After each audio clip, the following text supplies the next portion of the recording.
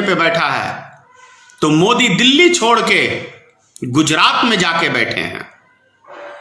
अब सोच लीजिए कितने बड़े कलेजा के ये आदमी हैं।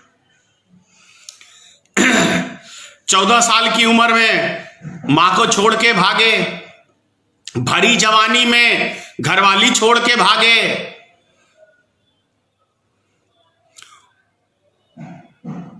अभी दिल्ली में जब किसानों से बात करने की जरूरत थी, किसानों को जरूरत थी, तो ये दिल्ली छोड़ के गुजरात भागे हैं।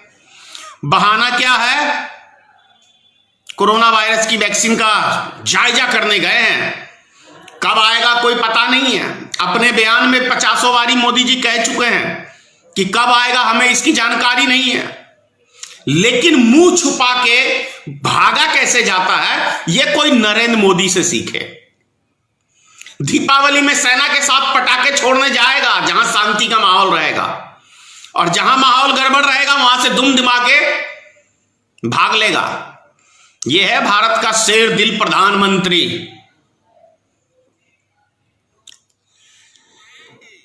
किसानों की मांग क्या आपको नहीं लगता कि जायज है? किसान इस देश का अन्नदाता है। हम सब यदि भगवान के बाद किसी का कोई स्थान है, तो भैया कहावत है, खाली पेट भजन ना होए रामा। तो जब पेट भरने की बारी आती है तभी भगवान और ईश्वर याद आते हैं, उसके बाद पहले नहीं, क्योंकि खाली पेट कुछ सुझाई नहीं देता। और इस पेट को भरने का काम कौन करता है? इस देश का किसान, अन्नदाता। और उन किसानों के साथ मोदी सरकार क्या कर रही है? दिल्ली में उनके ऊपर FRI दर्ज कर रही है। जो इनका चाल चरित्र अच्छी तरह से अब देश की जनता, एक एक छोटा सा बच्चा भी अब समझ गया, और वो भी बोलने लगा इनके विषय में। किसान विरोधी ये बिल लेके आते हैं और अपनी जिद पे अड़े हुए रहते हैं। अपनी जिद पे अड़ने के बाद कभी इन्होंने किसी से जाके बात किया है? क्या मोदी सरकार को उन किसानों के पास जाके बात नहीं करनी चाहिए कि गुजरात जाके बैठना चाहिए? और अमित शाह को हैदराबाद जाके बैठा हुआ है क्या करने? नगर इकाई का चुनाव का प्रचार करने। और JP नड्डा कितना काम करते हैं ये लोग, चुनाव के लिए जीते हैं, सिर्फ चुनाव के लिए जीते हैं। अब नगर इकाई की प्रचार जब एक गृह मंत्री और एक राष्ट्रीय अध्यक्ष करेगा जिस पार्टी का, तो समझ सकते हैं मानसिकता कहां है, क्या है। ज्यादा मुझे कुछ कहने की आवश्यकता नहीं है इन सब मुद्दों पे, आप बड़ी भली भांति समझ सकते हैं। तो ये चूहा प्रधानमंत्री भागता है इधर उधर। देखिए मेरे रूम में भी 2 चूहे निकल के आ गए, लेकिन ये चूहा मैदान छोड़ के, ये चूहे समझे कि कहीं मेरा तो नहीं कह रहा इसलिए बाहर आए, लेकिन ये चूहा दिल्ली छोड़ के भाग गया गुजरात।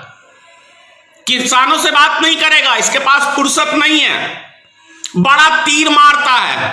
भैया डेली मन की बात सुनाने के लिए फुर्सत कहां से रहेगा? डेली याद करना पड़ता है कि मन की बात में मुझे क्या बोलना है। कितना कामकाज वाला 18 घंटे भाषण देना क्या मामूली बात है? बहुत दिमाग खर्च होता है भाई भाषण देने में।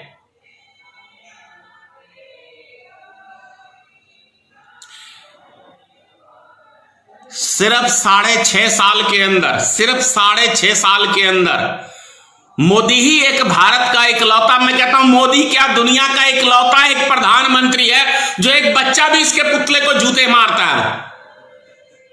महिलाएं मारती हैं, माता बहनें मारती हैं, बुजुर्ग मारते हैं। ये इकलौता भारत का प्रधानमंत्री है जिसका रावण के रूप में पुतला जलाता, फिर भी बेशरम है। बेशरम का तो ताज पहन के बैठा प्रधानमंत्री की गद्दी पे। बेशरम का ताज है इसके सर पे, ताज। जो काम चुटकी में हल होने वाला होता है उसको ये सालों टालता है ताकि हंगामा चर्चा में रहें, मीडिया में रहें सुबह शाम। उससे भी बड़ी बात क्या है कि गोदी मीडिया सब जो है पुलवामा हमले की चर्चा नहीं करती है, अभी किसान है, किसान के ऊपर किस तरह से बर्बरता हो रहा है उसके ऊपर चर्चा नहीं कर रही, सरकार से सवाल नहीं पूछ रही है। यह सवाल पूछ रही है किसानों से, यह सवाल पूछ रही है कांग्रेस पार्टी से। इसीलिए मैंने कल भी गाली दिया और परसों भी गाली दिया। अब जब इतने नालायक जिस देश के अंदर मीडिया होगा, गोदी मीडिया, जो 2 रुपए पे बिकता है, सुबह शाम मोदी की भजन गाने में लगा रहता है, अब सोच लो किस कैरेक्टर का है ये गोदी मीडिया।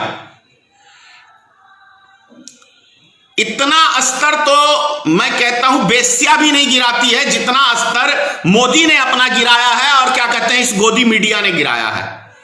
बेस्या के भी कुछ कैरेक्टर होते हैं, कुछ असूल होता है, कुछ जुबान की वैल्यू होता है। ना मोदी की जुबान का कोई वैल्यू है, ना इस गोदी मीडिया का कोई वैल्यू है। सिर्फ 6.5 साल में इन्होंने सब चीज अपना गंवाया है। एक कहावत है, इंसान को अपना कैरेक्टर बनाने में सारी जिंदगी लगता है, खत्म करने में 2 सेकंड का काम है, तुरंत खत्म हो जाता है। तो उसी तरीके से भले मोदी गुजरातियों को बेवकूफ बना के प्रधानमंत्री बनाए, देश की जनता को बेवकूफ बना के, लेकिन जितनी तेजी से दिल में जगह बनाया था इस देश की जनता के अंदर, उतनी ही जल्दी से बाहर भी हो गया, गिर भी गया लोगों की नजर में।